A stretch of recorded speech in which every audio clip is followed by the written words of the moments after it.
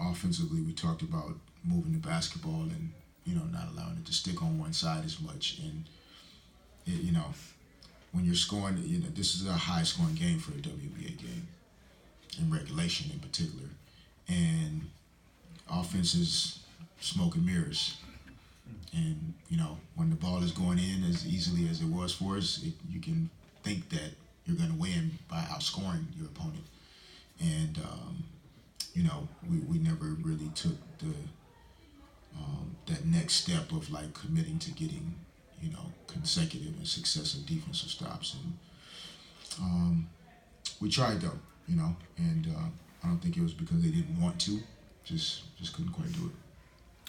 Pavy here with Hoops and Brews. Can you talk about the decision making and the shot selection down the stretch? Would you like to see different shots being taken, or was it just a matter of that the shots that were being taken didn't fall? I think it was a combination.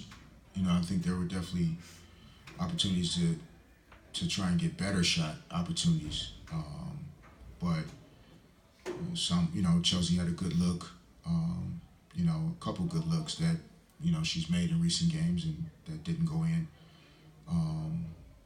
But when you're fatigued,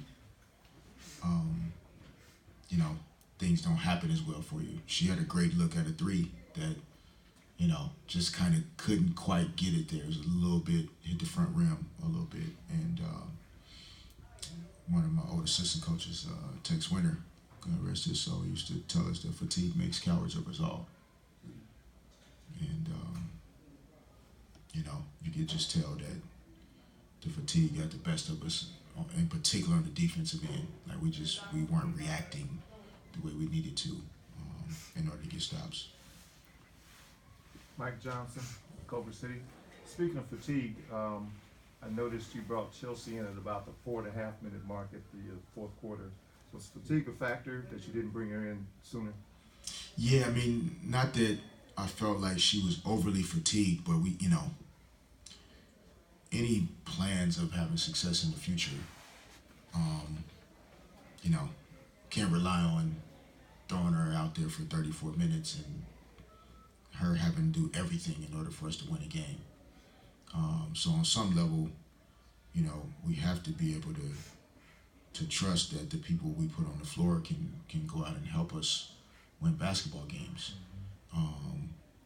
A lot of it is players earning that trust, and a lot of times you still have to show trust in someone, even if they haven't earned it yet, in order to provide them with the confidence and the support that they need, that you believe in them. And so, some of it was that. And, that group in the fourth quarter wasn't doing bad. It also felt like the game was not getting away from us. And I felt that if Chelsea was really fresh in those last 5 minutes, that would give us a better chance to try and get this win. Could have been wrong, though, honestly. Maybe should have brought it back a little earlier. Last question. Derek, despite shooting 14 more shots and having fewer defensive rebounding opportunities, you still out-rebounded them by 7. Seems like the rebounding's been a bit better the last few games after it was a big weakness last year. Is that something schematic or just effort-based?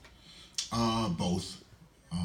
You couldn't tell from the way we've been talking to them about rebounding that it's been better, but they would be glad to hear somebody tell them that the rebounding's been better.